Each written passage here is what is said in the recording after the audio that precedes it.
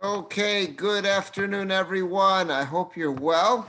It is Rabbi Akiva Males. Today is Wednesday. It is June the 30th, and we're getting ready for Parshas Pinchas.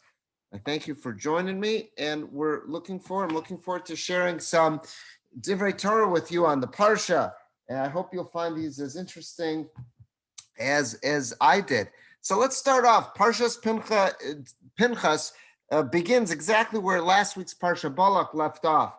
So Balak left off that at the end of the Parsha, Bilam, while he was unsuccessful in cursing Bnei Israel, according to our sages, he was the one who instigated. He came up with the idea, how do we get them to sin? And because of the sinning, God will punish them. So he was the one who orchestrated this whole plan about getting the Moabite daughters to sin with them and the Midianite daughters to sin with them. And what happens at the end of the Pinchas takes order. Pinchas restores order. He puts an end to the public sinning, and he puts an end to the Magefa, to the plague that had broken out. And as a result of that, this parsha begins, God blessing as a reward, blessing Pinchas with Brisi Shalom, with an eternal covenant of peace, as well as the kahuna. So let's just see the beginning of the parsha. It'll tell us about this blessing, and it also tells us just who was it that Pinchas put an end to with the public sinning. So the parsha begins telling us about Pinchas, and a few psukim into it, it says, B'Shem Ish Yisrael Hamuka. What was the name of the Jewish person who was slain by Pinchas? Asher Hukas Hamidianis, who also was slain that Pinchas killed along with the Midianite princess. So it says Zimri ben Salu, the name of the Jewish leader who had been publicly fornicating with this Midianite princess. His name is Zimri ben Salu, Zimri the son of Salu, Nasi Beisav Shimoni. And he was in a position of prominence, great prominence in the Shevet of Shimon, the tribe of Shimon. Test Vav 15, B'Shemo Isha Muka Midianis. What was the name of the Midianite woman who this fellow was publicly sinning with? Kazbi Bas Tzur. Her name was Kazbi, the daughter of Tzur. Rosh Umos Beisav B'Midjanu, was the national leader of an entire clan in Midian. So here was this Midianite princess who her family had gotten her to go into the mix of things to seduce Jewish men and get them to sin publicly. And who was the Jewish man who got all tied up with her? Was Zimri ben Salu, who was a Nasi, who was a prince in the Shevet Shimon. That is the identity of this fellow. We're going to start today with two pieces from Torah Ladas. Torah Ladas, we've quoted him often. This was authored by Rabbi Matis Bloom. Rabbi Matis Bloom of Queens, New York. Zichrono Livracha. Tragically, he passed away about a little more than a year ago, year and 3-4 months ago, at the start of the COVID outbreak in New York. Rabbi Bloom passed away. We quote Divrei Torah from him often, and it's a zechus. It should be a zechus for his neshama that even though he's passed on untimely manner, nonetheless, his Divrei Torah should continue to give us a lot of food for thought. So this is from a publication of his Torah Ladas. He used to put it out weekly. His family still puts it out based on his prior writings, but this was put out in Tufshin Ayin Zion. So that would have been 2017. So this would have been 4 years ago for Parshas Pinchas. And this is a fascinating piece. Look what he writes here. B'Shem Ish Yisrael Hamuka. What was the name of the Jewish individual who was slain? Asher Hukas Midianis, slain along with the Midianite lady. Zimri ben Salu. His name was Zimri, the son of Salu, Nasi Beis of Shimoni, who was a Nasi, was one of the position of great leadership in Shevet Shimon. The Sefer V'Shalol Lo Yechzar, so he quotes a book. Isa, it's written, Medrash Rabbah says straight out, Matzana, we found, Sheshmo Amiti, this was not his true name. His true name was not Zimri. His true name was Shal Zimri, who Shlumiel ben Tzuri Shaddai. The real name of Zimri was Shlumiel, the son of Tzuri Shaddai, Nasi Shevet Shimon, who was the absolute Nasi. He was not just in a position of leadership, he was the Nasi of Shevet Shimon. So what a fall from grace. Here we have Shlumiel ben Sri Shaddai. He was one of the Nesiim who took part in the Chanukas HaMishkan. What a fall from grace that this Shlumiel, he would have been the one who was publicly sinning with this Midianite princess. Absolutely shocking, but that's what the Medrash tells us, that the pasuk here gave him a euphemism. Zimri was not his real name. That was a euphemism he was given, perhaps, and there's a lot of theories out there. Why did the Torah hide his identity? So maybe it was out of respect to Shevet Shimon, whatever it was, but his real identity, according to the Medrash, was none other than Shlumiel ben Suri Shaddai. Okay, next paragraph. Madua Shinsa Torah Kana Shemo. So all the commentators on that Medrash have the $1 million question. If his true name was Shlumiel ben Suri Shaddai, why did the Torah here hide his identity and give him this pseudonym, give him this name of Zimri ben Salu? So here's one answer. The Sefer Likutei Chaver ben Chaim, in one sefer that Rabbi Bloom quotes, here's the answer that he suggests. He says, Kasav Hagon Rev Chizkiah Feivel Plaut. He quotes a rabbi, I don't know who this is, Rabbi Chizkiah Feivel Plaut. Shatorah lo ratzasa lahazkir al rishuso al shem kel v'shem shakai. The Torah specifically did not choose to name him really Shlumiel ben Suri Shaddai, because within the name Shlumiel ben Suri Shaddai, look at his first name, Shlumiel. The name ends with Kel, one of God's names. And look at his father's name. His name was Ben Suri Shaddai. So the name ends with Shakai. That ends with another of God's names. So now, based on his sins, based on his egregious behavior, the last thing the Torah wants to do is name him. Not that we're trying to defend his identity, not that we're having Rahmanas on his family, but just we don't want to give him the dignity of using his real name, because his real name has two of God's names in it. And it just would be seen as being so disrespectful to God. Here's a person who sinned so terribly. Now to have his name be listed in conjunction with the sin, and now to have God's name with it, that's so inappropriate. Therefore, this sefer suggests that's why his name had to be changed. It would have been totally inappropriate to use his real name, since his name and his father's name contain God's names in them. That's what that sefer suggests. So even though the name of Zimri truly was Shlumiel ben Suri Shaddai, since the Torah is now talking about this incredibly awful sin he was engaged in, it would just be totally inappropriate to use his real name. That's what he quotes from the first sefer. Now let's see what he does in the second sefer, which is fascinating. V'hu mosif davar nifla b'shem Rabo Hagon Bal Chasam Sofer. And then this Rabbi Plaut, now we know a little bit about him. He apparently was a student of the Chassam Sofer. The Chassam Sofer who led Eastern European Jewry, so we all associate him with being the Rav of Pressburg for many years in the 1800s. And that's absolutely true. But aside from being the chief rabbi of Pressburg, he also had a very large yeshiva in Pressburg. So there were many, many students in the Austro-Hungarian Empire who served as Rabbanim, who were all students of the Chassam Sofer. So apparently this Rabbi Plaut, who was just quoted in the previous paragraph, he's a student of the Chassam Sofer. And now he's going to tell us what would the Chassam Sofer often say over about this name. So look what he says here. V'mosif davar nifla b'shem Rabo Agon Bal Chassam Sofer. This Rabbi Plaut now then continued to share something absolutely amazing that his Rebbe, the Chassam Sofer, would say over. Margala b'fi Maran Zatzal, he says it was very common that our teacher, the holy Chassam Sofer, he would often have the following idea he would share. Shemash shogar b'fi chol Yisrael shekor l'adam she'en lo mazel tov Shlumiel. Did you ever wonder, how did it come to be that someone who's a complete klutz, a complete buffoon, is always called a Shlumiel? You ever hear that? Remember in Laverne and Shirley's show? So they would have their song and they would say Shlumiel, Shlemazel, and then something, I think Hoppencotch Incorporated or something. That was part of the Laverne and Shirley jingle at the beginning of the show. But everyone always knows you want to call someone a Shlumiel, a Shlemazel. So you ever stop and think about this? How on earth did it become a euphemism in Yiddish for hundreds and hundreds of years? That if you want to call someone who's an absolute buffoon who has no mazel, we call him a Shlumiel. If you look in the Torah, Shlumiel ben Surishadai was one of the Nasiim. He was the chief of Shevet Shimon. What did Shlumiel do wrong? Why would he be associated as being the ultimate klutz, buffoon, the Shlumiel?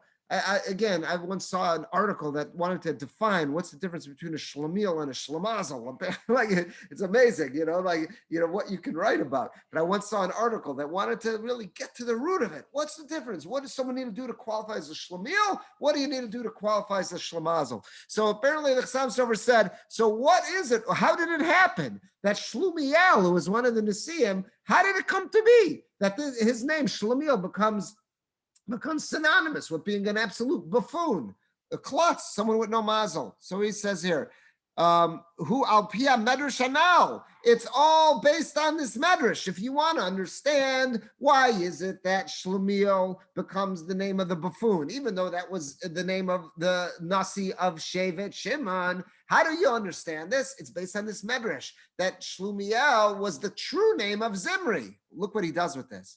The Gemara tells us that when Pinchas went in to publicly execute Zimri, who we know now to be Shlumiel, the Gemara tells us 12 different miracles had to occur for him to have pulled this off and to live to tell about it, to have gotten in there amongst his close circle. And he probably had some bodyguards and a whole security detail to get in there and to bring justice and to punish him, to execute him, and then to walk away from him and live to tell about it. The Gemara goes on to tell us that 12 different nisim, 12 different miracles occurred for Pinchas to have pulled this off. Shiorag Zimri, to have killed Zimri. Imkain, if that's true, that Pinchas was able to pull off 12 different nisim, 12 different miracles in order to execute and punish Zimri, Haya Garua Mazalo. That means that Zimri, who was Shlumiel, that day, he had absolutely no mazel. In other words, all of the favor, all of the heavenly favor was weighed in the camp of Pinchas, which would mean that Shlumiel, or Zimri, his last day on God's green earth was a day in which he had no mazel whatsoever. So he says, so it comes out that if you're looking to explain, where did it come from? That if you want to say someone who's just a complete buffoon who has no mazel, you call him a Shlumiel? Because Shlumiel, that his last time, according to this medrash, that he was Zimri, his last time spent on this earth was a day that he had absolutely no mazel. Nothing went in his direction. That's how it becomes the nickname of Shlumiel. And this is the indignity that he is going to live with for eternity, for being involved in sin like this. So I always look at this and I say, that's just amazing. That's so creative just to explain this. But it also tells us another reason, if we're ever looking for motivation, why is it that we don't want to get caught up in averas, get caught up in sin? Sometimes we can be pulled in such directions, temptations tugging us in one way or another. You want to know another motivation besides for the punishment, besides for having to face HaKadosh Baruch Hu? Could you imagine our name could be turned into a Shlumiel? Could you imagine what that's like? For all eternity, there could be some Yiddish nickname put down that you could, oh yeah, you pulled a males. You know, who would want to live with that? Who would want that? L'dorei doros, for all generations, for our name to be assigned for some kind of in a derogatory fashion like that. Oh yeah, that should be such a motivation for us to keep on the straight and narrow and not to get engaged and not to deviate from what is it, the instructions that HaKadosh Baruch Hu set forth for us in the Torah. But what a creative idea to explain how is it that Shlumiel becomes the ultimate pejorative, such a put down, a nickname for someone who's an absolute loser, someone with no mazel, nothing going in their direction, can't get anything done right. This Chassam Sofer uses this medrash to explain this. I thought that was. Rabbi? Yes, sir. Can I just interrupt? Just a question. Yeah. These two ideas actually are in conflict with one another. How so? I'll tell you. So the reason why the Torah goes to great lengths to call Zimri, Shlumiel, to call him Zimri, and here we are now using the name Shlumiel, which Correct. is Hashem's name, to call somebody a buffoon. Why don't we call him a Zimri? You're such a Zimri. Yeah, excellent. So it sounds like, again, for these are different, very different explanations. The first explanation said, well, when the Torah gives the name of the guy who was executed for fornicating publicly with this Midianite princess, there it would have been inappropriate to call him Shlumiel ben Surishadai, because two of God's names are right in there to call it, because Shlumiel and then Surishadai, those are two of God's. So when we're actually in the pasuk putting the name to the episode, to the event, absolutely like that, we can't put the name in there because you don't want to give him the dignity of including two of. But when we're speaking about him just out of context and just using his name as an eternal put down, that's what the Chassam Sofer is suggesting. Again, when we would speak about it in the context, clearly in the verse where it's speaking in the context of what this guy did to have deserved such a punishment, yeah, it would have been totally inappropriate to have used his real name. But apparently it's kind of like a wink, wink. Everyone knows who this really was. So his real name, not in the context, not being used in the same sentence of talking about publicly fornicating with this Midianite princess, but still the name Shlumiel becomes this, Shlumiel becomes like this put down. And perhaps that's also why it's mispronounced a little bit. You notice that? We call him a Shlumiel. We don't say Shlumiel. Oh, you're acting like such a Shlumiel, because that would properly be pronouncing God's name. Perhaps this is why that Yiddish nickname put down, Shlumiel, is specifically not to pronounce it properly, because you don't want to pronounce God's name in there. You know, that might explain things. I just thought this was fascinating, absolutely fascinating. Let's take a look at another piece from Rabbi Bloom. So this is the way he would work his Torah Ladas sheets. He would have some Divrei Torah in Hebrew, and then he would always have a page in the back in English. This one here is so amazing, and it's also very creative. Sometimes the most creative things that can be done is when you take a famous rabbinic statement and you use it in such a clever fashion. And look at this one. This is awesome. Look at this. It says, V'shem ish Yisrael Mukah, Asher says Midianis, who was the name of the Jewish leader who was executed along with the Midianite princess he was fornicating publicly with, was Zimri ben Salu. That's what the pasuk said, right? The same pasuk we just saw. So the Gemara in Sota warns us to avoid people who are insincere and two-faced, because they perform the acts of Zimri and desire the word of Pinchas, meaning they act like a Rasha, like Zimri, but then they want to be rewarded like Pinchas, who got God specifically giving them a bris shalom. The way the Gemara uses that term is, got it here in the Hebrew. Watch out for people who are osin maisa Zimri, that they behave like Zimri, the ultimate Rasha, umevakshin schar kepinchas, but they want to be rewarded. They want to be paid like Pinchas.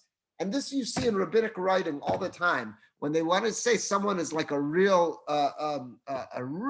lowlife, but he wants everyone to think he's such a hero. They'll say about him, oh yeah, this is a guy who's Osamaisa Zimri. He really, when no one's looking, he behaves like Zimri. But he wants all the accolades. He wants everyone to treat him like a Pinchas. You see this often in rabbinic writings. In Shuvas, you'll see when they're trying to expose someone, to say that this is a person who, again, he had this veneer, he had this public image of being such a tzaddik, but when nobody was looking, he acted like the worst Rasha. That's what they'll always use this expression of Osamais Zimri. This is someone who, when no one's around, acts like Zimri. But he really wants the world to recognize him like Pinchas. Okay, that's an expression you'll find very often in rabbinic writing. Look at this, such a creative use of this expression. A story is told about a chazan in Frankfurt, in Germany, during the time of the Hafla. The Hafla was a great rabbi who lived and was the Rav in Frankfurt in, I believe, the late early 1700s. The Gaon Rav Pinchas Halevi Horowitz. So Rav Pinchas Halevi Horowitz was the Hafla. I'm going to say the early 1700s. So the Rav Pinchas Halevi Horowitz was the Hafla. Notice his name was Pinchas, was the Rav there. The Chazan, now who was serving as a chazan, I don't know if it was in the main shul or one of the shuls in Frankfurt, was a boorish, uncouth person. It happened to be the guy had a nice voice, but it sounds like in his private life, everyone knew this guy was a good for nothing. But he had a really good voice, so there were people who wanted him to continue being the chazan, because wow, could he draw the crowds. So it says, but the congregation liked him because of his wonderful voice. The chazan even had the audacity to ask for a raise in salary so he could earn as much as the Rav. In other words, he basically said, look, The rabbi might draw some people to shul to hear his drasha, but how often does he give the drasha? In the olden days, the rabbi didn't speak every week. He would speak Shabbos Shuvah, he would speak Shabbos Hagadol, maybe a couple other times during the year. But so he's getting that salary. I'm bringing people to shul all the time. They want to hear. It's like a concert. I'm a rock star. So he was asking for a raise, and he was even asking he should be paid similar to what the rabbi's being paid. So it says one of the leaders of the community was a Talmud Chacham and a Yari Shemayim. This person says, this is disgusting. This guy's a low life, and now he wants to be paid like the rabbi. So look what it is. Upon hearing the Chazan's request said, the Chazan is Osa Maisa Zimri. His actions are those of Zimri, meaning both literally and figuratively. Literally because he is a chazan, like a zemer. He's someone who's Osa Maisa Zimri. He's singing a lot of zmiros, but also figuratively, he's a low life. We know what this guy's up to in his private life. So he's an Osa Maisa Zimri. So it's got two ways to understand that. He's a Maisa Zimri, that he's involved with zmiros, but he's also a Rasha. And what else? Mevakesh schar kepinchas. And he wants to be rewarded like Pinchas. Both two meanings to that. He wants everyone to recognize him for being such a tzaddik. Oh, he brings everyone to shul. But also, Kischaro Kepinchas, the name of the hafla was Rav Pinchas Halevi Horowitz. So he was saying, Osamaisa Zimri, this guy's acting like a lowlife, like Zimri, or he's Osamaisa Zimri, he's just a chazan who's bringing people in with his voice. And he wants all the accolades of being a tzaddik, or Mevakis Schar Kepinchas. He wants to be paid schar like Pinchas, like our rabbi, Rav Pinchas Halevi Horowitz. I thought that's such a creative use of this rabbinic statement. It just made me smile when I saw that. What a clever put down. And you can imagine the board meeting being held in Frankfurt. And what should we do with this chazan? Okay, he's a lowlife, but he's bringing people in. We want to pay him. And you can just imagine how clever of a line this was at that meeting. Someone giving a clap and say, the way I see this situation, this is a clear case of Osa Maisa Zimri, Mavakesh Schar Kepinchas. And everyone said, "Ooh, that was a good one." I could just see that. That must have been something there. But I think that was extremely clever. But it's an expression that we should all be familiar with. That again, it was always seen. It's one thing for someone to be a rasha. It's one thing for someone to sin, but then to be a sinner and ask the world to recognize him like I'm some kind of tzaddik and some kind of false persona, that was always seen as being particularly gross, particularly disgusting, and that's how that term was always used. This is a person who's Osamaisa Zimri, he's acting like Zimri, the Rasha, but wants the world to recognize and laud him the same way God lauded Pinchas. That's Rabbi, it says Osamaisa Zimri. How the Chazal? What did he do that it looked like Maseh Zimri? Oh, so it was a double meaning. This chazan, he's saying zemirot, he's saying songs, but it's in his personal life. He was a bore. He was uncouth. He was someone who had a lot of bad midot. He was someone who apparently did a lot of things wrong. The story doesn't go on to tell us all the things he did wrong, but apparently he had a name for himself, that this guy wasn't such a good person. So he's compared to Zimri? That's the way this person in a very... I still don't get it. How can you compare? That's two things. The other one was a Rosh Shedesh and so on. So that's what he was saying, that apparently this chazan, in his private life, acted in some very inappropriate ways. The story doesn't give us what exactly he was known to have done, but apparently he had a bad reputation for being up to some very, very bad deeds. I don't know what exactly those were. So that's how this fellow wanted to apply this expression to him. This was Osa Maisa Zimri, Mavakish Schar Kepinchas. So he said, take it like how Chazal meant it, someone who's acting like a lowlife in his private life, but still wants to receive great reward. But then he also had this creative on it, that he's Osa Maisa Zimri, someone who's singing Zmiros, Mavakish Schar Kepinchas, and he wants to be recognized and get the same salary as our rabbi, whose name was Pinchas. I thought it was just a very clever double entendre, you could say, the double way to use this expression. That's interesting. Yeah. Okay. All right. Let's see another point. This is something I want to share with you, and this is absolutely fascinating. while we're on the topic, and I thought this was interesting just to see common denominators, because we're going to see, we've been talking this morning about the Chassam Sofer. By the way, the Chassam Sofer was born and raised in Frankfurt. He would always sign his letters, even after he moved to Pressburg and became the rabbi there, he always signed his letters, Moshe HaKatan mi Frankfurt de Main. He always saw himself as a son of Frankfurt, that glorious Jewish community that once existed there. We just said something from the Hafla, who was also of Frankfurt. That was where he served as the Rav.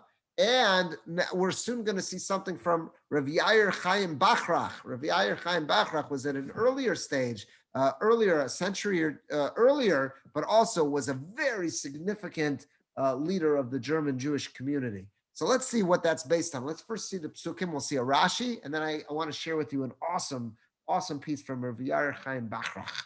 So let's see. So the pasuk tells us, after the whole incident with Zimri, the Torah starts telling us that there was going to be a tribal leader for each shevet who was to come forward, and there was going to be a gorel. There was going to be a lottery of sorts where it was going to be decided by heaven, every shevet, every tribe, what their jurisdiction, what their land holdings in Israel would be. In other words, what their portion would be. So let's see how the pasuk speaks this. Nun Beis, so we're in Perek Chavav. So Nun Beis, 52. Vaydaber Hashem Moshe Lemor, God speaks to Moshe saying, La'ela techalek ha'aretz b'nachla b'mispar shemos. You shall apportion the land amongst these and as an inheritance in accordance to the number of names. Nun Daled, 54. L'rav tarben nachlaso. To the large tribe, you should give a larger piece of inheritance. L'mai tamid nachlaso. To the smaller tribe, they should get a smaller piece of land. Ish lafi pekudav yutan nachlaso. Each tribe, according to its number, according to its amount, that's the piece of land it should receive. Nun hey, 55. How are you going to do this process? Ach begorol yechalek asaretz. It should be through a lottery. That's how we're going to do this. In other words, it would be, everyone's going to see God's hand in this, but it should be done through a lottery. L'shmos matos avosam yinchalu, and according to their names of their fathers' tribes, that's how they're going to receive their inheritance. Nun vav, 56. Al pia gorol techalek nachlaso. This gorol, this inheritance, is going to be so clear that it's going to be al pia gorol, by the mouth of the gorol. It's going to be like the gorol's talking to them. It's going to be so clear which piece of land in Israel every shevet's going to receive. It's going to be to the numerous tribes, to the tribes that got a big population, to the ones that got a small population. It's all going to be decided by the lottery. Rashi quotes a medrash to tell us just what went on. How did this lottery work? Rashi says, "L'rav tarben achlaso." If it's the larger shevet will get a bigger piece of land. L'shevet shay meruba be'ochlusin. The tribe that's got a large population, they'll get a big piece of land in Israel. Even though the portions were not of equal size, even though they did not get the same piece of land, because it all went based on the size of the shevet. So it says there was all decided. Everything was commensurate to what they needed. And you're going to see everything was going to be decided by a lottery. The lottery that occurred was all done through divine spirit. Now the Gemara Baba Basra tells us exactly what went on. He quotes the Gemara. Elazar the Kohen, he was the one who took over after Aaron died. So Elazar is his son, the father of Pinchas. So Elazar, who is the new Kohen Gadol, he stood there wearing the full clothing, the full attire of the Kohen Gadol, which included the chest plate that had the Urim V'Tumim, the special name of God on it. V'omer Beruach HaKodesh, and he would first declare, using his divine inspiration, Im Shevet Ploni Olah, I'm going to, if the name of a certain shevet, you'll see in a minute what that means, that he was going to dip his hand into a bucket, and in the bucket, there was going to be 12 pieces of paper. Each paper had a different name of a shevet on it, of a tribe on it. So he'd say beforehand, if I stick my hand in, and let's say Yehuda comes out, Tchum Ploni Ola Imo, I guarantee you, because he was having this divine inspiration, that in the other bucket that I'm going to stick my hand, that has a portion, of Israel, this certain portion is going to come out. The names of the 12 tribes had been written on 12 pieces of paper. Yud Beis Gvulim, Yud Beis Piskin. And in another 12 pieces of paper, the 12 border territories of how Israel was going to be divided up were written. Ubalalum Baklape, and they were all mixed up, and each one was put into its own bucket. So you had one bucket with names of the Shvatim, one bucket with the territories. Vanasi machnis yado letocha v'notel shnei psakim. And then what would happen? So what happened was that a chief would stick his hands in, one into each bucket, and he would pull out one piece from bucket A, one piece of paper from bucket B. Ola biyado psak shel shem shifto. What would come out would be the name of his shevet. So let's say this was all divinely orchestrated. So let's say Shimon would come up. Shimon would stick in his hand, and it would miraculously, the piece of paper he pulled out from the bucket of the tribe's names would say Shimon on it. And in his other hand, when he stuck his hand into the other bucket to pull out the territory, that would be the territory that Elazar the Kohen Gadol just predicted they were supposed to get. So it was as if the girl itself was screaming out and declaring that I, the girl, I, the lottery, I have decided which tribe gets which portion. Which tribe? Shenemar, and that's what the verse means when it says al pia gorol, by the mouth of the gorol. When it's chakaretz b'mida, the land of Israel wasn't divided up according to pure measurement. Because some parts of the land of Israel were better for farming than others. Ela b'shuma, they were all divided up based on the value. In other words, so let's say one area might get many acres, and one area may equal few acres in another area. So God took this all into consideration when he divided up the land of Israel. Okay, so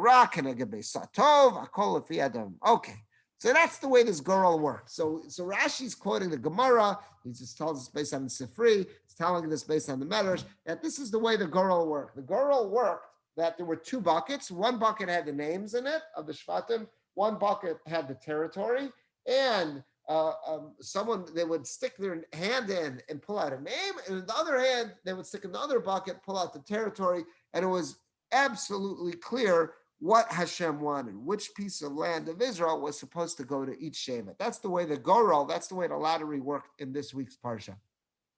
We're going to go to something fascinating, a case from Yair Chaim Bachrach, but first just to see who he was. So this is from Wikipedia, Rabbi Yair Chaim Bachrach. You see, he lived from 1639 to 1702. He's also known by his work called Chavos Yair. He wrote a very famous responsa, and he titled the responsa Chavos Yair. We'll get to that name in a minute. Was a German rabbi and major 17th century posek who lived first in Koblenz and then the remainder of his life in Worms and Mainz. His grandmother was Eva or Chava Bachrach, and she was a granddaughter of the Maharal of and his father of Moshe Shamshin Bachrach and grandfather had served as rabbi of Worms. So obviously this is someone who's coming from a very scholarly family, a rabbinic family, and it's important to remember that detail. His grandmother's name was Eva or Chava. Why? Look at this next paragraph. This is also from Wikipedia, but you'll find this in the Sefer works. Bachrach was the author of Chavos Yair, which literally means the villages of Yair. That was a collection of responsa by the title of which he is commonly referred. It's first published in Frankfurt in 1699, shortly before he died. Now, its title was a very clever title. We talked about double entendres. So the title Chavos Yair, where does that come from? Its title is a reference to his grandmother, as well as to a place mentioned in Numbers in Bamidbar. You're going to see it soon, 3241, and elsewhere in the Jewish Bible. So there definitely was a place in Israel called Chavos Yair. When it talks about the places that were conquered, so one of the places that it was conquered, I believe it was by Menashe, it says was Chavos Yair. But it also, as it said, the first thing was a reference to his grandmother. His grandmother was Chava, and apparently she was a very strong person in the family. So he, as a grandson, people called him in Yiddish. They didn't have last names.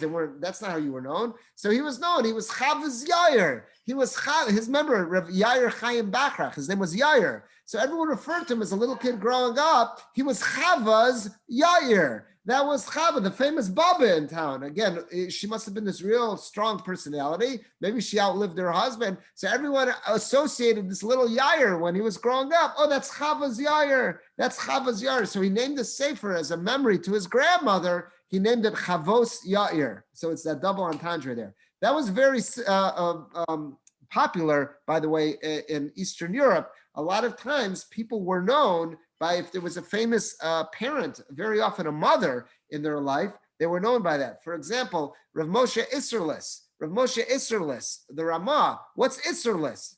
Isserlis is also, it was appearance. It was Isserla. He had I guess a grandfather or a father, Isserla. So he was known as Isserlis. He was Isserla's boy. There was a famous Marsha. The Marsha was in the back of every Gemara. He wrote a commentary to Gemara. Marsha stands for Moreno Rav Shlomo Idolus. What does that mean, Idolus? He had his mother, or his mother-in-law, it could have been, I forgot which one, whose name was Idola. And she was the very famous person in town. So he was known as Shlomo. Idolus is Shlomo. So that was Shlomo Idolus. That was Idolus's boy. Everyone's heard of the famous writer Isaac Bashevis Singer. Where does that come from? Isaac Bashevis Singer. So that's interesting. There was a famous mother or grandmother, Basheva. So Basheva, so it was Isaac Bashevis Singer. That was Bashevis's boy. Tell you one thing, our last name, one of my brothers spent a lot of time trying to research where on earth did our last name males come from. And one thing he found out in the course of his research was that it wasn't always pronounced nails. It seems like back in Poland, it was pronounced Milas. So there's a couple theories. Where did the term Milas come from? And one of them is, in Polish Yiddish, a nickname for Malka was Mala. I remember once meeting a girl whose name was Mala. I remember I was a teenager. I thought it was such a unique name. Her name was Mala. So Mala, apparently in Polish Yiddish, was a nickname for Malka. So the theory was we may have had a very dominant, a very prestigious matriarch in our family in whatever town it was, that people had to choose surnames at whatever point, who was Mala. That was her name. So her family's, those are Mala's boys. So that could be where our last name males came from. It was in Europe, based on the tombstones we've seen, it was pronounced Milas. So maybe that's where it was. It was Milas boys. Those were the Milas boys, because there was a Mila. She could have been the very famous matriarch in the family. It's a theory. We don't know, but that's the best one I've heard. So anyhow, but this was definitely true about the Chavos Yair. Rav Yair Chaim Bachrach, there was this famous matriarch in his family, Chava, and that's why he titled his sefer Chavos Yair. I want to share with you a fascinating tshuva, fascinating responsa. I just cut out basically the question as well as his immediate answer. And this appears in his book of responsa. Look at this together, and it has to do with our parsha. And you'll even see our parsha quoted. So he says as follows. Here was the case. This is Siman Samach Aleph. So it's number 61, it's responsa. But Chabura, there's a group of people, Lom de Metzli, there's a group of people who learn Torah by me. We have like a weekly group gets together to learn Torah. Umavakshim lakoli, Sado Yachat. And they all come to me because they want to hear my opinions. They want to hear what I have to teach them. So he says, Yud Beis B'nai Balei Batim. There are 12 of them, and they came to me to have a festive meal, a Suda. They came to me to have a festive meal. On Purim, they joined me. These 12 people come to learn with me. They joined me on Purim for a Purim Suda. Hetilu Gorol, and they decided, you know what we're going to do? We're going to make a lottery. They all chipped in, and we're going to make a lottery, al kos kesef. And the prize is going to be a nice silver kos, a nice kiddush cup. Gadol, muzhav, it'll even have some gold accents to it. The nasam kol echad, aleph rubel taler. So this was some type of a coinage that was around, and I guess that was the Austro-Hungarian Empire in Prague at that time. So he says, or in Germany. So he says at that time, he says, everybody contribute one of these big coins in order to enter into the lottery. And let me tell you how the lottery was supposed to work. He says they would bring 2 tickets, Oshnei Kalim, and also 2 buckets. Umitayim Yud Beis Paskim Kasuv Al Kol Echad Shem Echad Mehem. So Leklape Achas. So he says there are 12 blank tickets that would go in one container, and on the 12 they would put each guy's name. Remember, it was a group of 12 who were coming to have the Purim Suda at his house, and it sounds like he wasn't on the lottery, but these were the 12 guys who came to learn with him. The 12 of them, they each put their name. Reuven, Shimon, Levi, they each supposed to have their name on a ticket. Matilan leklape shniya gamken yud beis psakim. And in the second bucket, they also put in 12 tickets. Al echad me'em kasuv mazel tov. On one of the tickets, meaning 11 were left blank, on one of them was written mazel tov. The Yud Aleph Yesharu Chalakim. The other 11 would be left blank. So everyone's got this. You have two buckets. Bucket number one has 12 tickets. On each ticket is written one person's name. So 12 tickets, each one says Reuven, Shimon, Levi's got their names on it. The other bucket has 12 tickets. 11 are blank. One of them says Mazel Tov. The Tinoko Tinokes, and the goal of this lottery, how is it going to work? They were going to bring up either a little boy or a little girl who was I guess at the Perm Suda, was going to be invited up. The little boy or girl would stick one hand into one pot and one hand into the other pot. And the kid, when they would draw in one pot out, let's say, so Shimon's name comes out first. Okay, what's on the ticket in the other bucket? If it's a blank, okay, draw again. Take that ticket out, draw again. And you keep going until you put all in a name. Then the second ticket says Mazel Tov, and that's the one who wins the kos. And it goes, Mishi Yatsa Mazel Tov Zacha B'kos. So everyone's got how the lottery works. Okay, it sounds like a cool way. That was how their lottery was going to work at this Purim get-together. V'hinei, but what happened? Something went bad. V'hinei ira b'goral anal. What happened when they did this lottery? Sheyatsa mazel tov ba'ala shniya.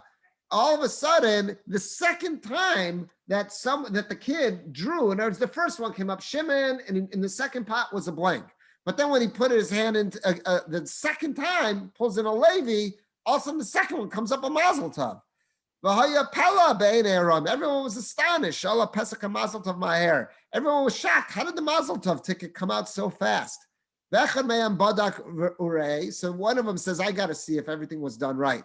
So he looks back in the bucket. Well, again, there was supposed to be 11 blank and only one says Mazel Tov. But what did he find? There were only 10 blank. There was supposed to have been 11 blank and only one supposed to say Mazel Tov. But when he looked, there was a mistake made, that there was 10 blank and 2 said Mazel Tov. Two tickets said Mazel Tov, not just one. So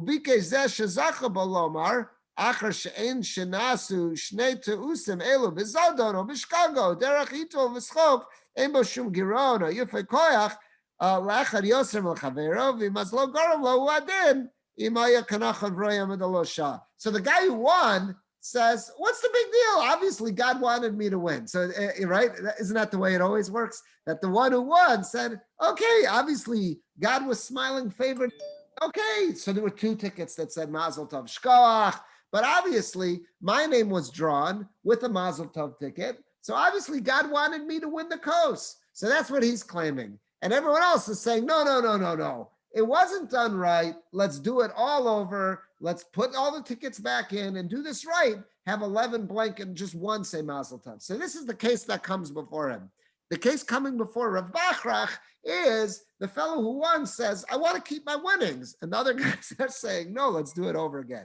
So Rav Bachrach says, Hamarti b'pshitus, I said it's obvious, Shabbat lahagorol. The lottery is mavutal, it's nullified. You got to do it all over again and do it right. Whenever you have a gorel, you have a lottery that was done incorrectly, it's batal, it's nullified. Specifically here, where there was a flaw in the actual runnings of the gorel, you got to do it again. And look what he says in this next paragraph. We see in the Torah, you see all over Tanakh, that they rely on the concept of lottery. Is that as long as a lottery is done and it was not manipulated, it was not toyed with at all, you see throughout Tanakh that people see that's a valid way to get an idea of what God's will is. Look at our Parshas Pinchas. It says in Pinchas that using a gorel, using a lottery system, that's how they divided up the land of Israel. So you clearly see in the Torah itself that if a gorel is done, it wasn't manipulated. So that is a valid way to assess what was God's will. So that's in Sefer Yoshua, when they want to find out who was the person, why was God so upset that when it came to the battle of Ai, that people died, and they find that Achan was the one who had stolen stuff from the city that he shouldn't have, and also by Yonah's son, when by the death of Yonah's son, they do a goral. Even the nations of the world you find in Tanakh, by Yonah they did a goral also when he was on the boat to try to figure out who's the guilty party that got about. So they did a goral there as well. The Haman Rasha, even look at the evil Haman, Lapashekra, according to the simple reading of the Megillah, he also was using a goral. So you see it throughout Tanakh that if a goral is done properly, a lottery is done properly, it's a valid way to understand what God's will is. It makes sense to say that if everything is done right, there was no cheatery, there was no manipulation going on, that's a valid way for God to express his will. But now he says, however, that's not true ima goral mekukol. If the goral was manipulated, if it had been fraudulent, once it's been tampered with and human hands have gotten involved and something wasn't all right, now you can no longer say, okay, this is a fair demonstration of God's will. You can't apply such a concept. Whether it was intentionally done or it was accidentally manipulated. Nonetheless, once you have a tampered lottery, you can no longer say it reflects God's will. Had it been done properly, my ship would have come in. It would have been my time to shine. Because of my fortune, my heavenly fortune. Because of my prayers, because God would have put his favor on me for one reason or another. So now you got to do it all over again. So that's the way Rav Bachrach ruled, is that if anything was done wrong in a lottery, it no longer reflects God's will, and the parties involved could demand a redo. I want to tell you what the practical ramifications of that are. Every year I used to see this. The yeshiva I went to, Yeshiva Chafetz Chaim in New York, so their kollel has a fundraiser every year. It's called Kollel Ner David. That's the kollel in Chafetz Chaim, all the fellows, until you learn for smicha and leave. So those couple of years that they allow you to stay in the kollel, that's the name of the kollel, Kollel Ner David. So they have a fundraiser every year. They call it it was always called the Chinese auction. I'm not sure if they still call it the Chinese auction. That might not be PC anymore to call something the Chinese auction. Maybe they just call it the auction. I'm not 100% certain. But the way it works, everyone's been to Chinese auctions in New York. It's I don't know how it even got that term, but everyone's been at them. And basically, you go around. It's a room. There's there's some food. It's a social event. You get to see people, and you buy tickets. So there's some prizes are going to be a $10 prize. Some are going to be a $20 prize, $30, $36 prize, whatever it is. And you buy tickets, and then whatever prize you want to bid in, you put your ticket in that box. And at the end of the night, when all the tickets are in, that's when they pick a winner from each box, and that's that. Now, what would happen if, let's say, we're here in Tennessee and I want to participate? So I get in touch. I'm still on their mailing list. So I get my prize booklet and I'll send in a check. And here are the tickets I want to invest. So someone is supposed to, from the yeshiva office, write out my name on those tickets and put it in the boxes in advance of the lottery too. So every year in their brochure, they have this disclaimer on the back of the front page. I found it online, so I put it here. It says, important halachic note. According to most poskim, authorities of Jewish law, even a single ticket inappropriately placed into or left out of, that's important, a raffle or auction may render the entire drawing invalid. The only feasible way, therefore, to conduct a large public auction is to rely on the fact that all donors participate with understanding that they are relying on the good faith efforts of the sponsoring organization to do all they can to maintain the security and integrity of the event. Should an inappropriate ticket slip by or a paid ticket be omitted, the donors have accepted this possibility and released the sponsoring charity and the prize winners of any claim. Please be assured we have been and will continue to be as vigilant as possible to prevent this from happening. Nonetheless, we do need to ask for your understanding for anything that did or in the future might slip by. That's a very important disclaimer based on this Chavos Yair, because they don't want to have it that all of a sudden the auction takes place and all of a sudden they realize in the office, oh my God, we forgot to put Miles's tickets in. And now I could get on the phone and say, redo the entire auction. People that you told had won their trip to Israel, had won the free shaitel, who had won the farm, whatever it is that they won, the dining room set.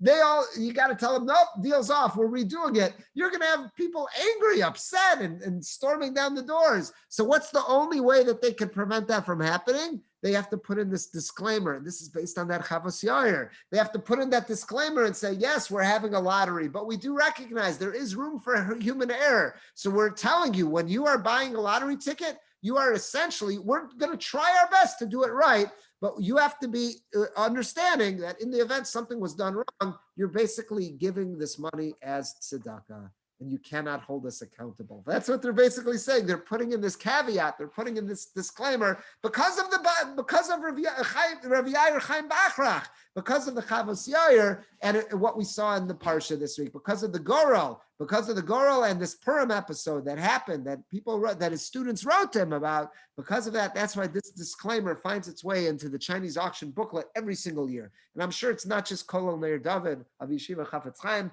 I'm sure it's other Chinese auctions around the world that they have similar disclaimers, maybe not the exact wording, but this is what you'll find in them. And that's what it comes down to. So I thought this was just a fascinating piece. So just to wrap this all up, we're learning Parshas, we're going to be laning Parshas Pinchas. And there was a common denominator, all these sources having to do with Germany and Frankfurt. We saw about the name Zimri, what the real name could have been. It could have really been Shlumiel. And this why was the name changed? And where did the nickname of Shlumiel come from? Fascinating. And then we saw another thing about that expression of Osamaisa Zimri, Umavakshin Schar Kapinchas, a great application of a double entendre on that as well. And then we saw this idea of the Gorel, of the lottery that was used to split up the land of Israel to each shevet, to each tribe, and to give them a piece that made sense for them, how that concept of Gorel worked, and now how Rabbi Yair Chaim Bachrach, the Chavos Yair, writing in Germany in the 1600s, he uses this concept of Gorel, and he quotes our Parsha to tell about this episode that happened in his house on Purim. The Gorel was done improperly. They did not have the disclaimer that Yeshiva Chafetz Chaim puts in. And because they did not have that disclaimer, they had to redo it all again. It doesn't tell us, how did the fellow who won the cup the first time, the coast the first time, how did he react? Was he pretty upset that they had to redo it?